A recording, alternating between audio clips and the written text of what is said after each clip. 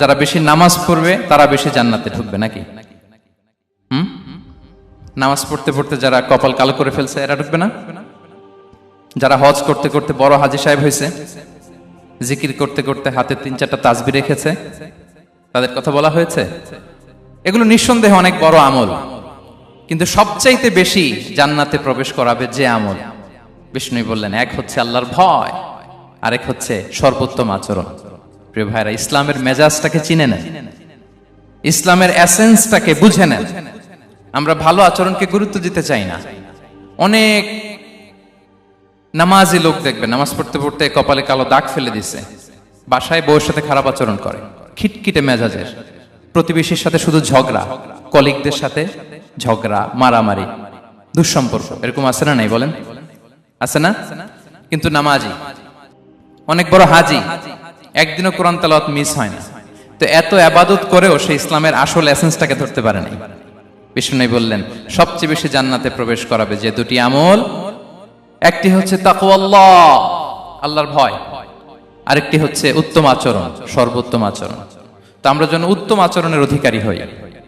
আমার স্ত্রীর সাথে যেন ভালো আচরণ করি, প্রতিবেশীর সাথে যেন ভালো আচরণ করি, ছেলে মেয়েদের সাথে যেন আমাদের অ্যাটিটিউডটা ভালো থাকে, আচরণটা ভালো থাকে, কলিগের সাথে যেন ভালো থাকে।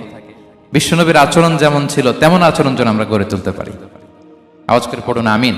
সুনানে আবু দাউদের এক বর্ণনা বিষ্ণু ইসা ইসলাম বলেন, খুব চমৎকার একটি হাদিস, মনোযোগ দিয়ে শুনুন। তিনি বলেন, আনা যাঈমুন বিবাইতিন ফি রাবাদিল জান্নাতি লিমান তারাকাল মিরাআ ওয়া ইন কানা মুহিক্কান। আমি ওই ব্যক্তিকে জান্নাতের আঙ্গিনায় একটা ঘরের গ্যারান্টি দেই যে ব্যক্তি তর্ক করার সময় নিজে হক এটা জেনেও সে তর্ক থামিয়ে দেয়।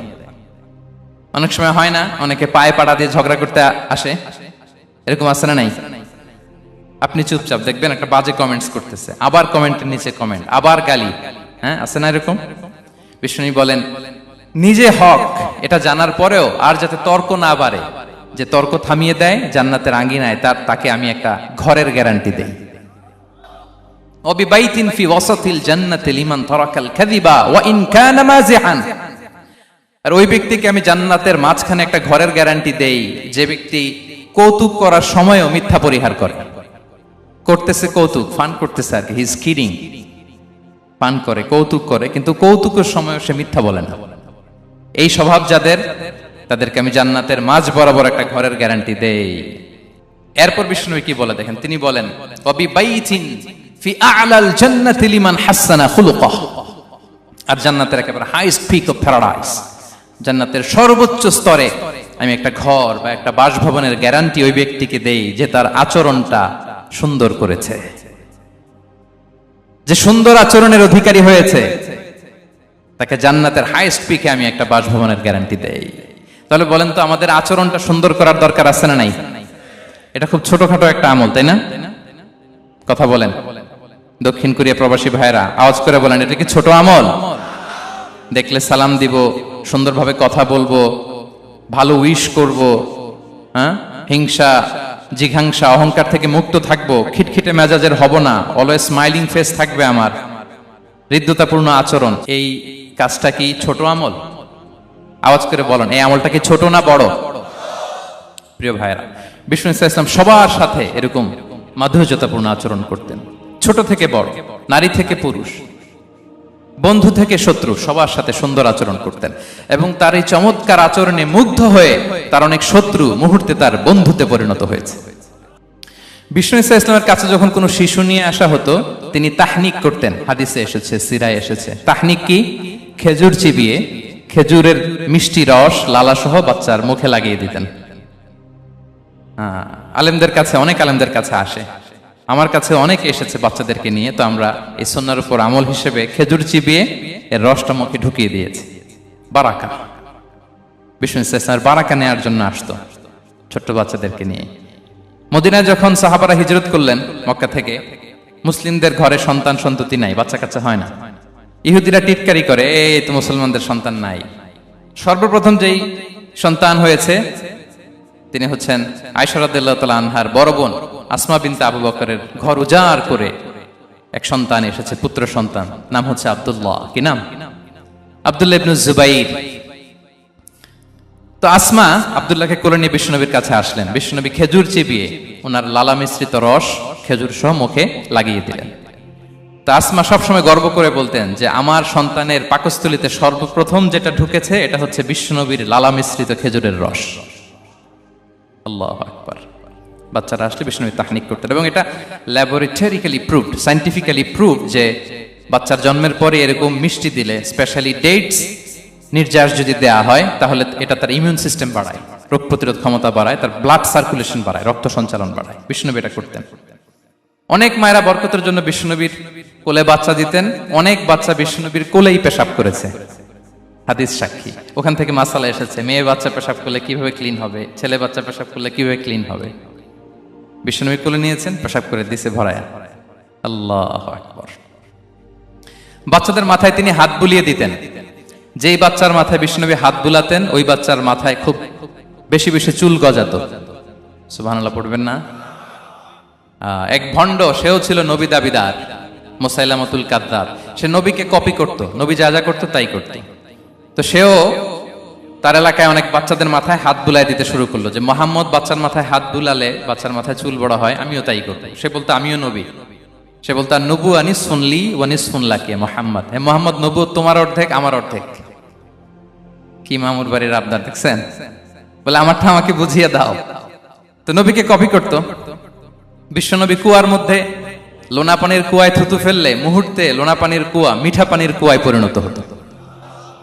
তো এই বদমাসটা যখন কপি করে থুতু মারছে ওদের এলাকার কুয়ায়, ওটা ছিল মিঠা পানি, ওটা মুহূর্তের মধ্যে লোনা পানির কুয়া হয়ে গেছে। তো বিশ্বনবীকে কপি করে সে তার এলাকার নবজাতক বাচ্চাদের মাথায় যখন হাত বুলিয়ে দিতে শুরু করলো, পরবর্তীতে দেখা গেল ওই বাচ্চাগুলো আজীবন ছিল টাক মাথা। চুল বাড়বে তো দূরের কথা, এদের মাথায় চুলই ওঠে নাই। আল্লাহু আকবার। মুজিজাতুন নবী। তো বিশ্বনবী মাথায় হাত বুলিয়ে দিতেন, বাচ্চাদেরকে চুমু খেতেন। আপনারা বাচ্চাদেরকে কোলে নেবেন, আদর করবেন, চুমু খাবেন, বিশ্বনবীর সুন্নাহ এটা। বাচ্চাদের সালাম দিতেন। মাঝে মাঝে বাচ্চাদের সাথে মজা করতেন, তাদের সাথে খেলাধুলা করতেন। বাসায় সময় পেলে এটা করবেন, ছেলেমেয়েদেরকে নিয়ে খেলতে নেমে যাবেন। শুধু বাচ্চাদের সাথে ফান করতেন এমন না, ভুল দেখলে শুধরে দিতেন। এক ছোট্ট বাচ্চা কোলে বসে খাবারের প্লেট থেকে এখান থেকে ধরে ওখান থেকে ধরে, তাও বাঁ হাতে। বিশ্বনবী বললেন, ইয়া গোলাম সাম্মিল্লাহ, বিসমিল্লাহ বলো। কুল বিয়ামিনিক, বাঁ হাতে নয় ডান হাতে খাও। ওয়া কুল মিম্মা ইয়ালিক, আর এদিক সেদিক থেকে নয়, তোমার সামনে যেটা আছে ওইটা খাও। সুবহানাল্লাহ। শুধরে দিতেন। সাদাকার খেজুরের স্তূপ ছিল, জাকাতের খেজুর।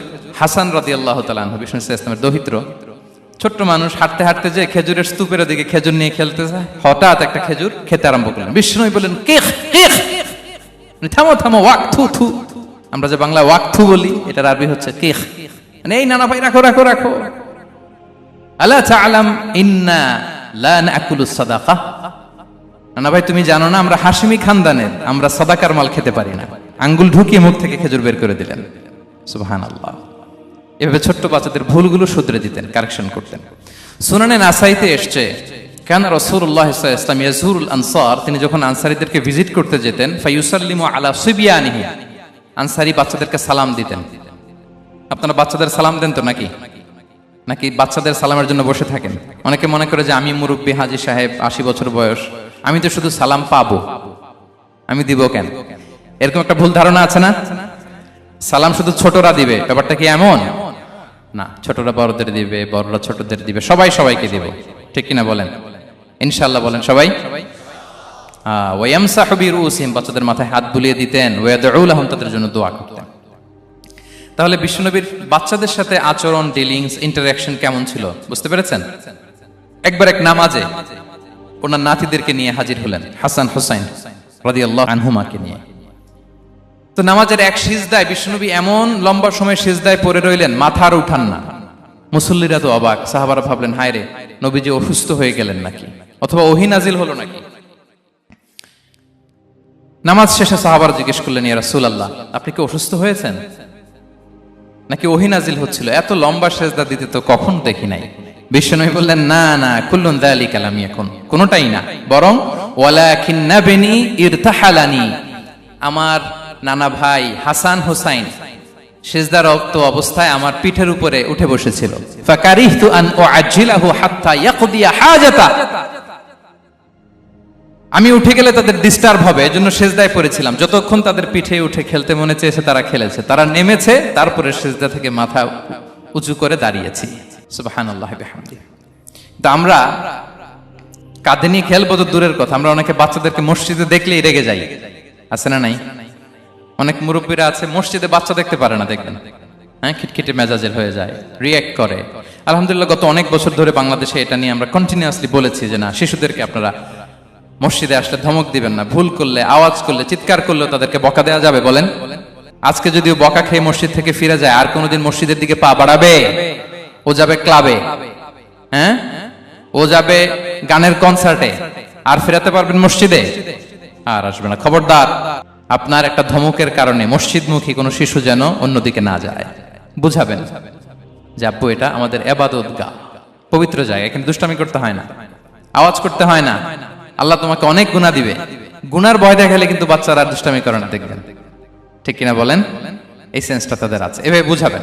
মুসনাদে আহমদ একটা হাদিস এসেছে, বিষ্ণু ইসলাম ওনার চাচাতো ভাইদেরকে নিয়ে দৌড় প্রতিযোগিতা করাতেন, লাইন ধরে দাঁড় করাতেন, আর বলতেন মান সাবাকা ইলাইয়া ফালাহু কাদা ওয়া কাদা, সবাই দাঁড়াও, দেখি কে কার আগে আমাকে দৌড়ে ধরতে পারে, যে ধরতে পারবে তাকে পুরস্কার দেব। আল্লাহু আকবার।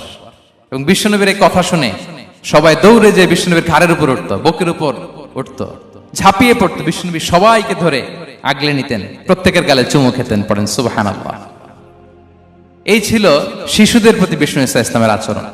তো আমরা এরকম আচরণ করি কিনা? আমাদের আচরণটা আমাদের বাচ্চা, আমাদের আত্মীয় স্বজনের ছোট ছেলে মেয়ে, আমরা কোথাও শিশুদেরকে যদি দেখি, আমরা তাদের সাথে কিভাবে আচরণ করি একটু মিলিয়ে নিন। কার আচরণ কেমন, এরকম করেন কিনা আমি আর জিজ্ঞেস করতে চাইলাম না, জাস্ট আস্ক ইউরসেলফ, নিজেকে জিজ্ঞেস করুন যে আমরা আমাদের বাচ্চাদের সাথে এরকম আচরণ করি কিনা। সাহাবারা তো সবচাইতে বেশি বিশ্বনবীর সঙ্গ পেয়েছেন, তাই না?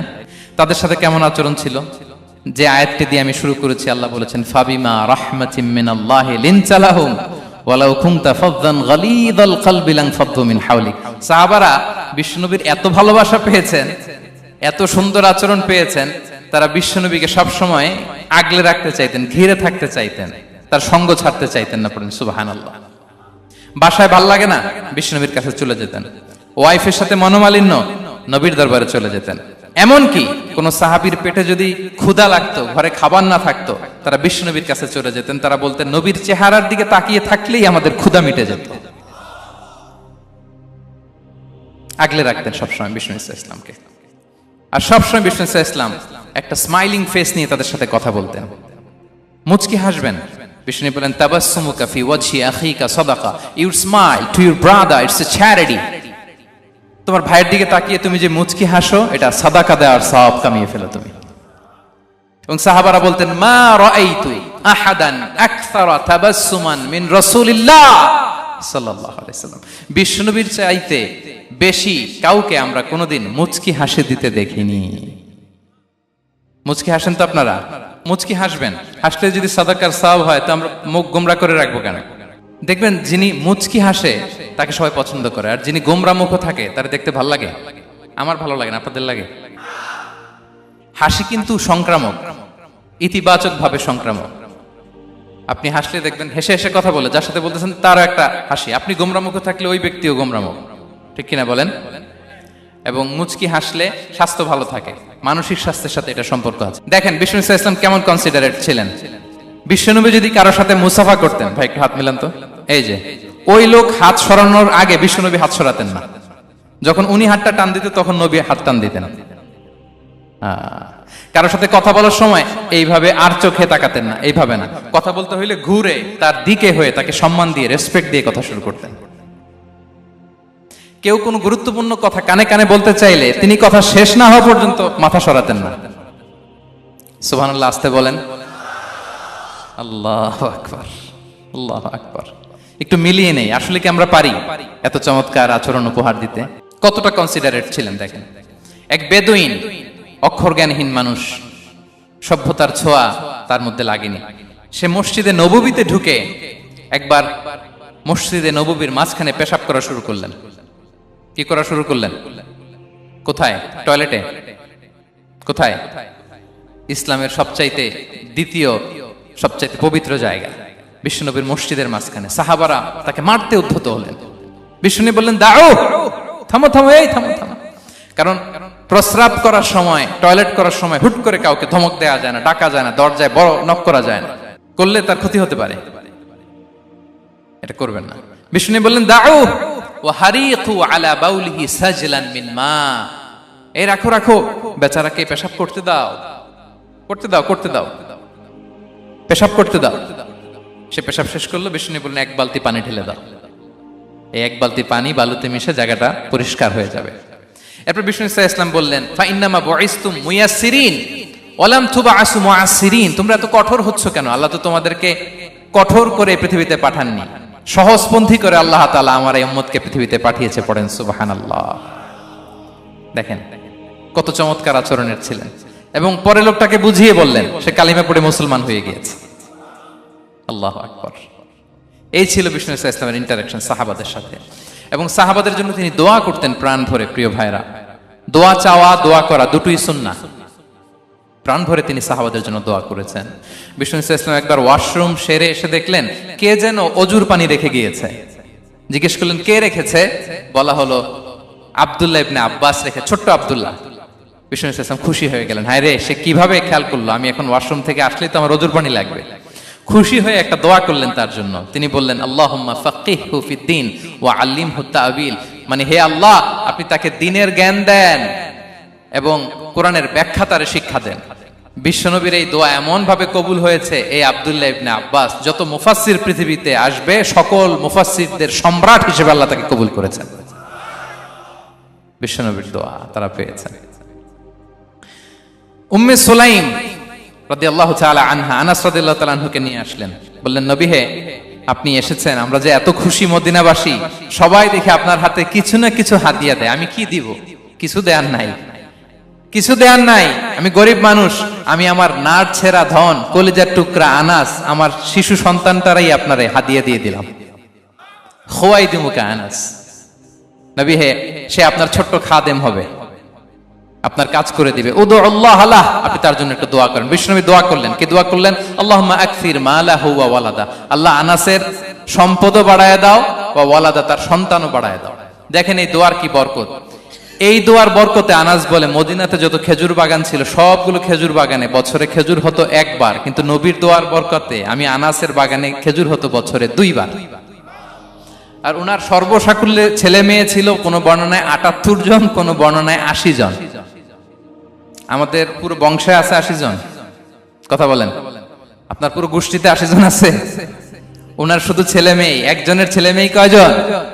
80 জন। বিশ্বনবীর দোয়া কি ইন্টারেকশন দেখেন, একজন ট্রু লিডারের কি বৈশিষ্ট্য।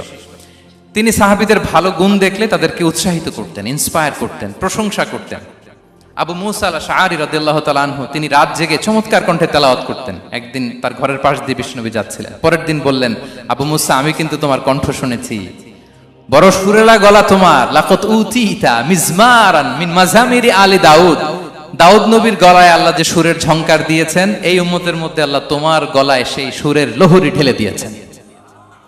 আচ্ছা বলেন, নবী যদি প্রশংসা করে যে তোমার তেলাওয়াতটা খুব সুমধুর হয়েছে, তার কেমন লাগবে বলেন তো? আচ্ছা নবী বাদ দেন, শায়েখ আব্দুর রহমান আস-সুদাইস এসে যদি আপনারে বলে তোমার কণ্ঠটা তো বড় মিষ্টি, কেমন লাগবে আপনার? আর স্বয়ং বিশ্বনবী যদি বলে, সুবহানাল্লাহ পড়বেন না? আল্লাহু আকবার। এইভাবে ইসলাম সাহাবাদেরকে উৎসাহিত করতেন। মাঝে মাঝে প্রশ্ন করতেন, তাদের অ্যাটেনশন গ্রো করার জন্য তিনি প্রশ্ন করতেন। একবার বলেন দেখি, কে বলতে পারে ইন্না মিনাশ শাজারি শাজারা লা ইয়াসকুতু ওয়ারাকুহা মাসালুহা মাসালুল মুমিন, একটা গাছ আছে, এই গাছের পাতা ঝরে না, এর দৃষ্টান্ত মুমিনের দৃষ্টান্ত। কে পারো দেখি? কোন সাহাবী পারে না, কারণ তারা ভাবতেছিল দূরের ওই সিরিয়ার কোন গাছ হবে, অমুক জায়গার মরুভূমির গাছ হবে, ঘরের পাশে যে খেজুর গাছ ওইটা আর কেউ ভাবে না। ভাবছে প্রশ্ন যেহেতু করছে, এত সহজ উত্তর হইলে তো প্রশ্ন করার কথা ছিল না।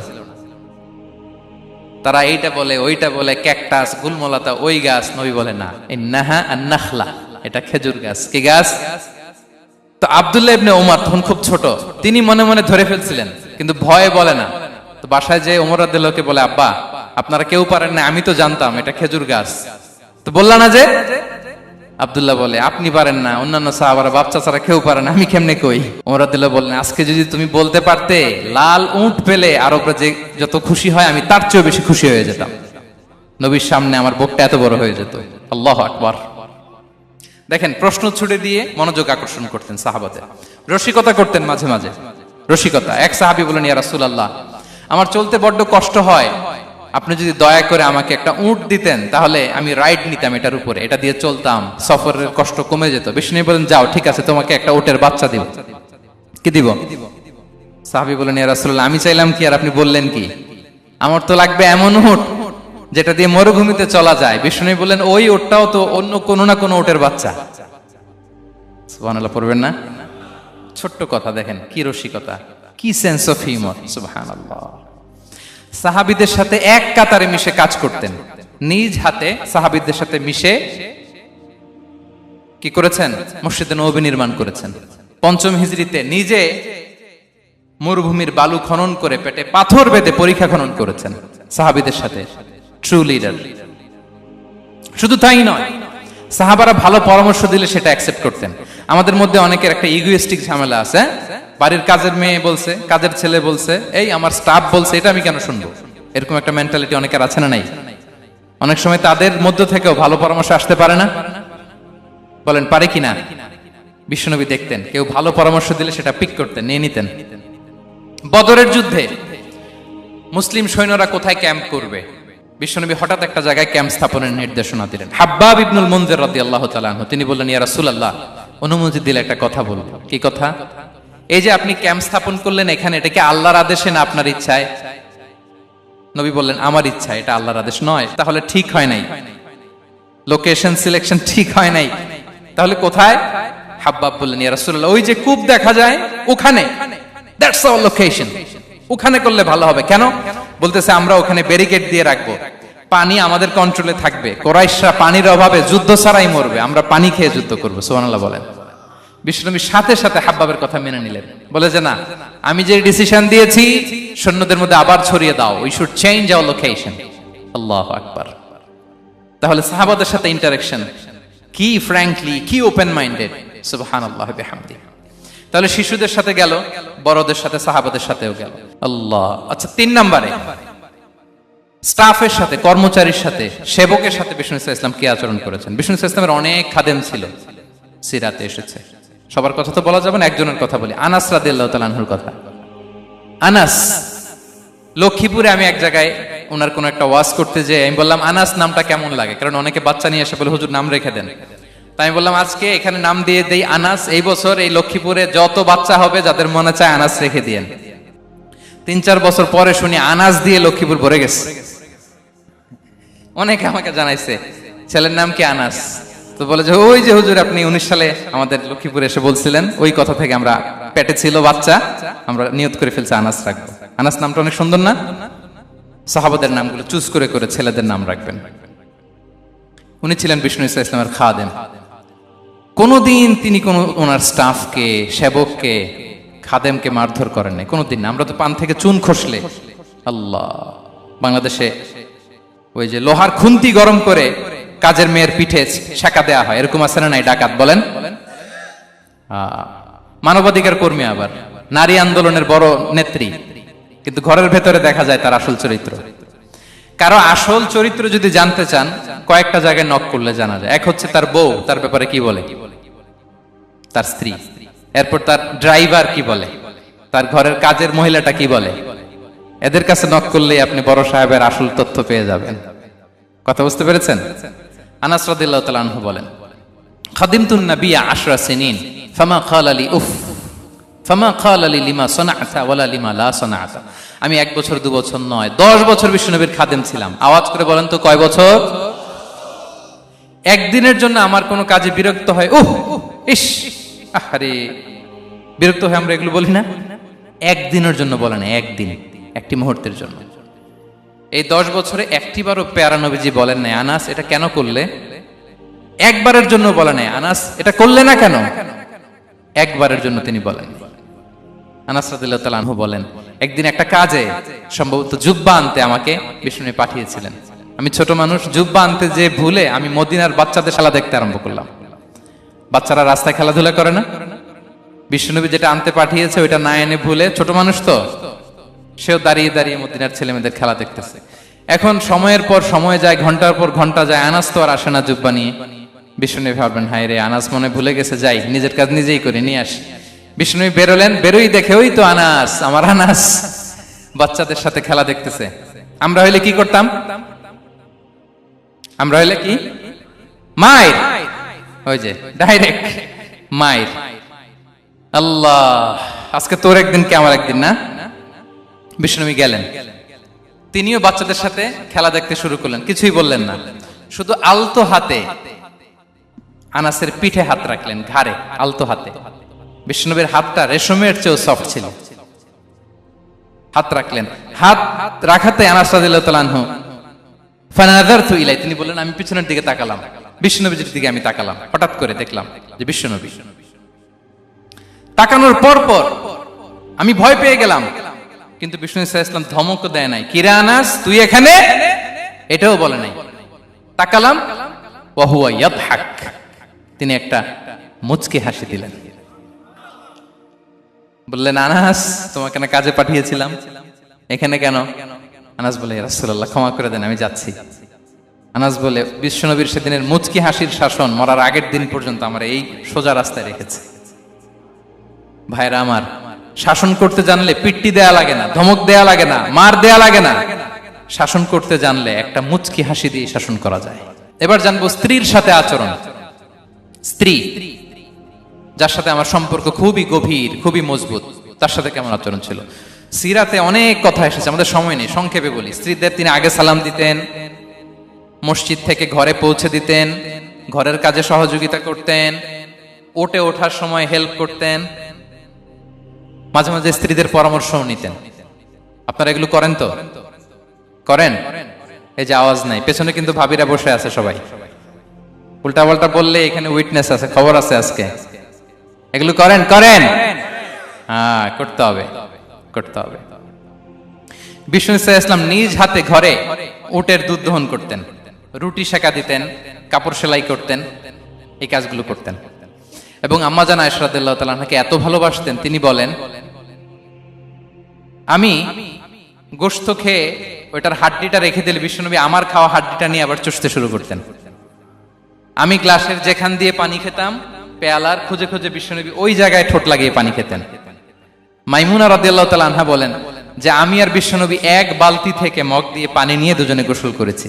আল্লাহু আকবার, কি চমৎকার আচরণ। এবং স্ত্রীদের নিয়ে তিনি সফর করতে বেরোতেন। একবার রাত্রিবেলা বিষ্ণু সাল্লাল্লাহু আলাইহি ওয়াসাল্লাম এবং আম্মা জান আয়েশা রাদিয়াল্লাহু তাআলা আনহা, বিষ্ণু বলেন চলো তো আমরা একটু দৌড় দেই, এক্সারসাইজ হয়ে যাবে। দুইজনে দৌড় দিলেন। তখন আম্মা জান আয়েশা রাদিয়াল্লাহু তাআলা আনহা একটু স্লিম ছিলেন, তো দৌড়ে বিশ্বনবী পিছে পড়ে গেলেন, আম্মা জান আয়েশা ফার্স্ট হয়ে গেলেন, আগে চলে গেলেন। বড্ড খুশি, উনি বিশ্বনবীকে হারিয়েছেন। আবার অনেক বছর পরে, তখন সময়ের ব্যবধানে আম্মা জান আয়েশা একটু হেলদি হয়ে গিয়েছেন, আগের মতো আর চিকন নেই। আবার বিশ্বনবী এক রাতে বললেন আয়েশা চলো আজকেও একটু এক্সারসাইজ করি, দৌড় দেই। দুজন মিলে দৌড় দিলেন।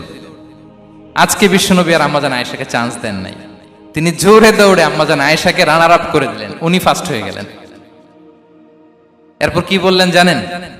সুনান আবু দাউদের হাদিস, তিনি বললেন ইয়া আয়েশা হাদিহি বিতিলকা সাবকা। দেখেন বিশ্বনবী মনে রাখছেন, নোটে রাখছেন। বিশ্বনবী বললেন আয়েশা ওই যে এত বছর আগে কোন এক রাতে মরুভূমিতে দৌড়ে আমাকে হারাইছিলা, আজকে ওইটার বদলা নিয়ে নিলাম। তিলকা সাবকা, ওইটার বিনিময়ে এটা। ওই দিন তুমি জিতছিলা, আজকে তোমার উপর আমি জিতে গেলাম। কি হৃদ্যতা ছিল, কি সম্পর্ক ছিল স্ত্রীর সাথে। তাই বলে মনে করবেন না যে কোনো মনোমালিন্য হতো না, হতো। মানবিক যে ব্যাপারগুলো মাঝে মাঝে একটু ছোটখাটো মিষ্টি ঝগড়া, একটু মনোমালিন্য, এটাও হতো। এবং বিশ্বনবী এটাও টের পেতেন। তিনি বলতেন আয়েশা ইন্নী লা আ'লামু ইযা কুনতি আলাইয়া গাদবা ওয়া ইযা কুনতি আলাইয়া রাদিয়া। আয়েশা কখন তুমি আমার উপর রেগে থাকো আর কখন খুশি থাকো সবটাই কিন্তু আমি টের পাই। আম্মা জান আয়েশা অবাক হলেন, কি করে টের পান? বিশ্বনবী বলেন যখন তুমি আমার উপর খুশি থাকো তখন দোয়ার সময় বলো লা ওয়া রাব্বি মুহাম্মদ, তুমি বলো হে মুহাম্মদের রব আল্লাহ, মদিনার উপর রহম করেন, আমাদেরকে ক্ষমা করেন। হে মুহাম্মদের রব, আমাদের ক্ষমা করেন, এইভাবে দোয়া করো। আর যখন তুমি রেগে থাকো তখন আমার নামটা মুখ দিয়ে নিতে চাও না,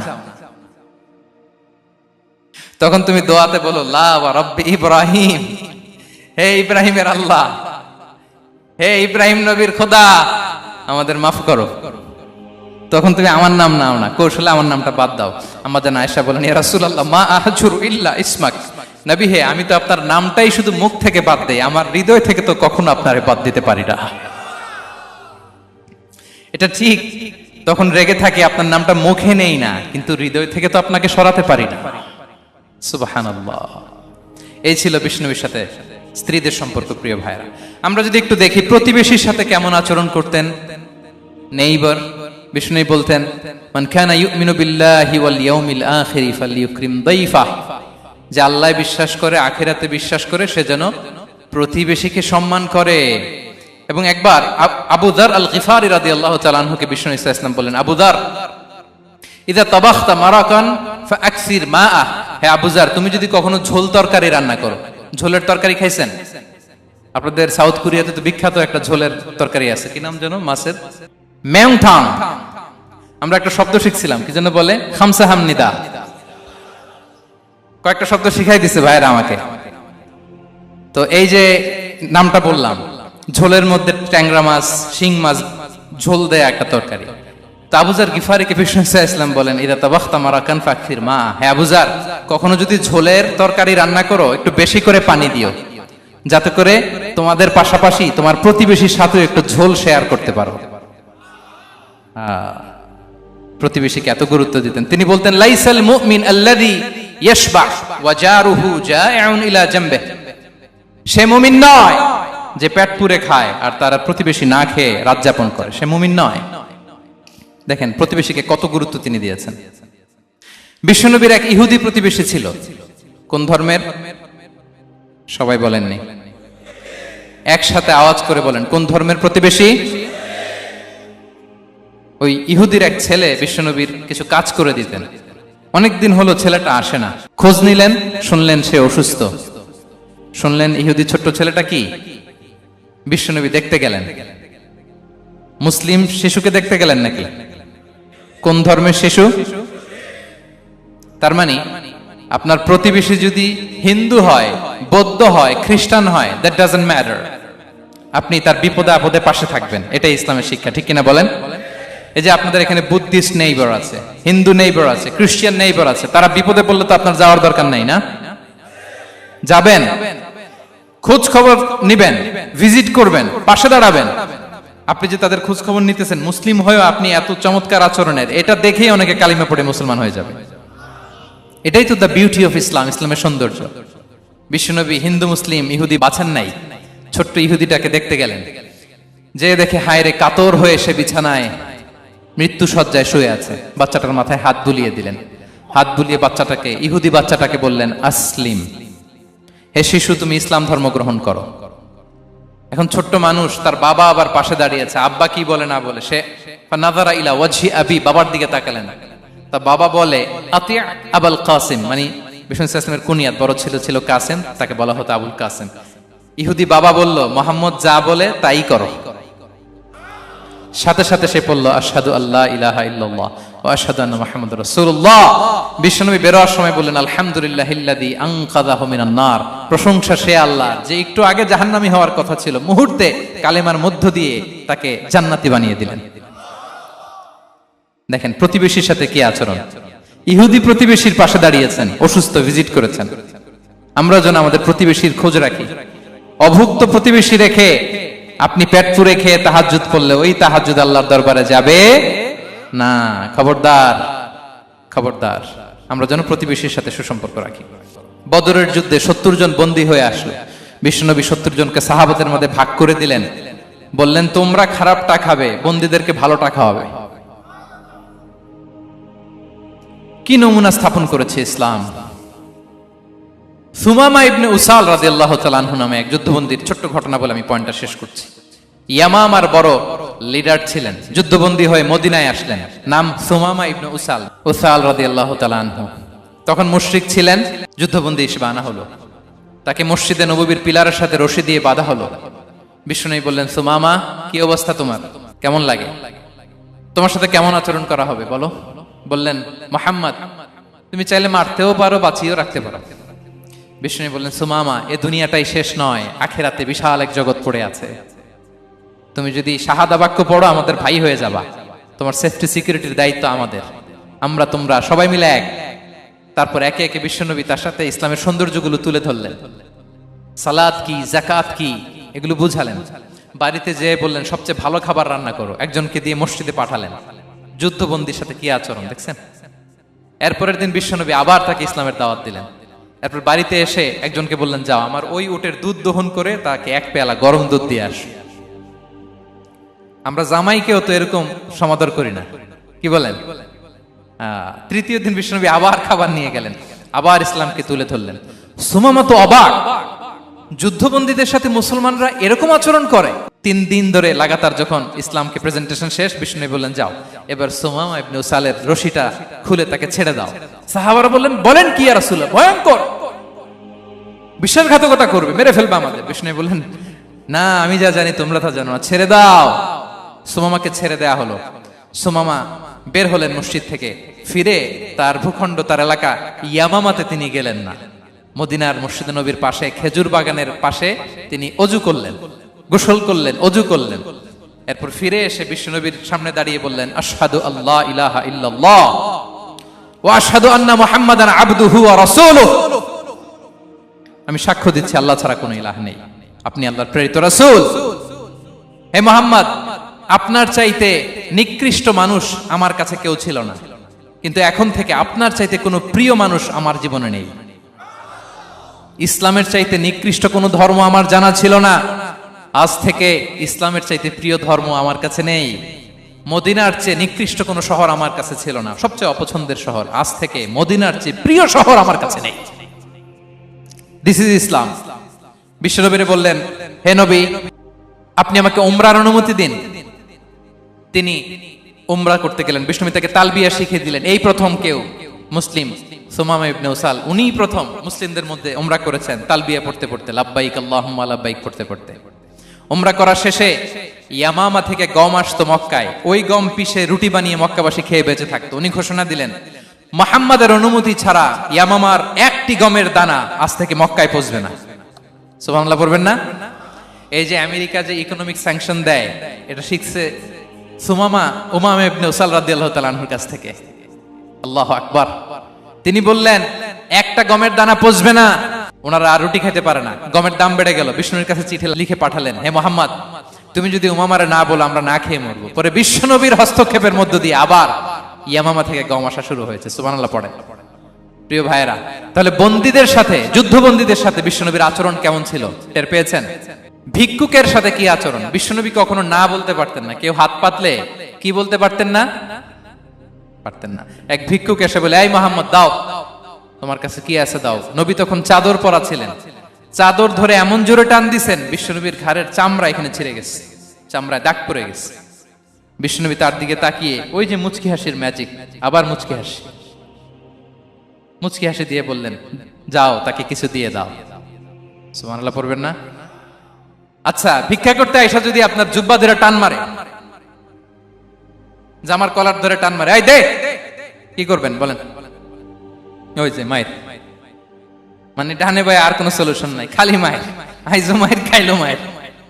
দেখেন, ভিক্ষা করতে এসে জামা ধরে টান দিয়ে ঘাড়ের চামড়ায় এখানে দাগ ফেলে দিয়েছে, কিন্তু বিশ্বনবী হাসি দিয়ে সলিউশন করলেন। সুবহানাল্লাহ পড়ে। শত্রুদের সাথে তিনি কেমন আচরণ করেছেন? আল্লাহ আল্লাহ আল্লাহ আল্লাহ। তায়েফের ময়দানে রক্তাক্ত হয়েছেন, রক্তাক্ত। পাহাড় রক্ষী ফেরেশতারা বলে, নবী আপনাকে রক্তাক্ত করেছে? তায়েফে কেন গেছিলেন বিশ্বনবী? জমির বায়না করতে না? তায়েফে জমি কিনতে গেছিল না?